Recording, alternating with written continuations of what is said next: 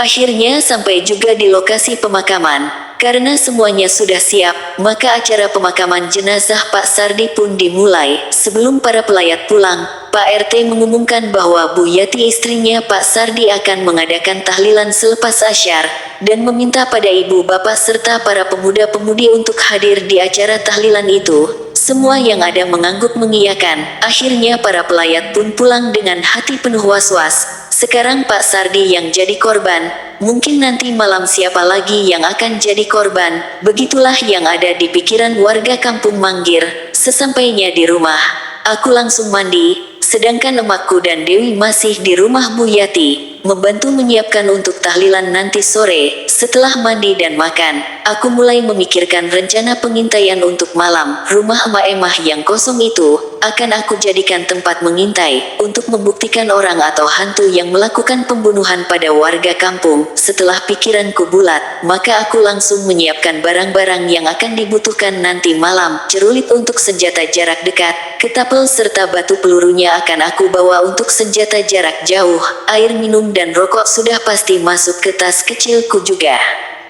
Serasa semua barang sudah siap untuk malam, aku pun berbaring di kursi panjang untuk melepaskan rasa lelah bekas tadi menggotong jenazah Pak Sardi. Sampai akhirnya aku tertidur. Menjelang asyar barulah aku dibangunkan oleh Dewi. Bang, bangun, sudah mau asyar, kata Dewi. Aku segera membuka mata, dan terlihat Dewi sedang berdiri menatap ke arahku. Sedikit aku kikuk saat beradu pandang dengan Dewi. Aku segera bangkit dari kursi dan tak lupa mengucapkan terima kasih kepada Dewi yang sudah membangunkanku.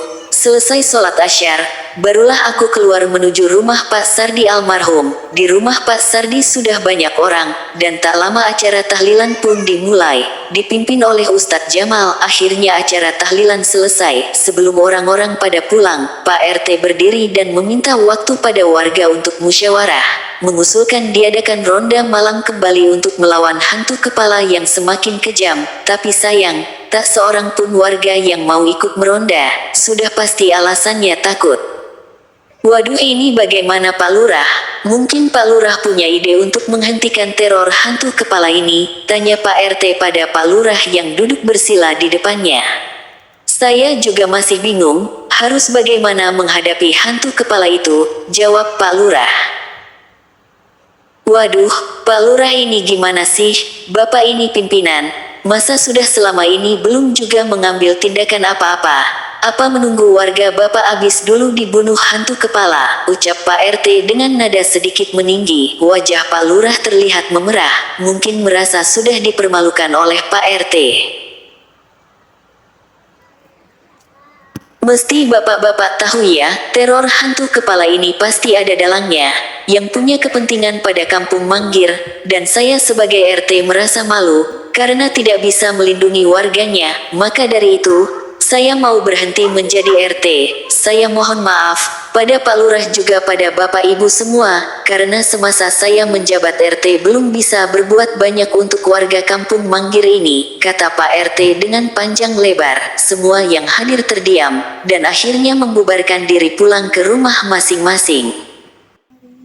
Di rumahku sekarang bukan bertiga lagi, tapi berempat dengan Bu Yati yang mau nginep, karena Bu Yati tidak berani tidur sendirian di rumahnya. Sebelum maghrib, aku meminta izin dulu pada emakku, kalau malam ini aku mau keluar akan mengintai, untuk membuktikan hantu atau orang para peneror itu. Akhirnya dengan berat hati, emakku mengizinkan juga. Selepas Isya, barulah aku pamitan pada emak, Dewi, dan Bu Yati. Aku keluar lewat pintu belakang. Tanpa pikir panjang aku melangkah menuju rumah kosongnya Mak Emah yang paling dekat dengan rumah emakku, dan posisinya lebih dekat ke jalan besar yang dilewati oleh para peneror semalam. Tanpa perlu takut ada orang yang melihat, aku segera mencongkel kunci pintu belakang rumah Mak Emah. Ternyata tidak susah. Sekali congkel dengan linggis kecil, kunci pintu sudah terbuka.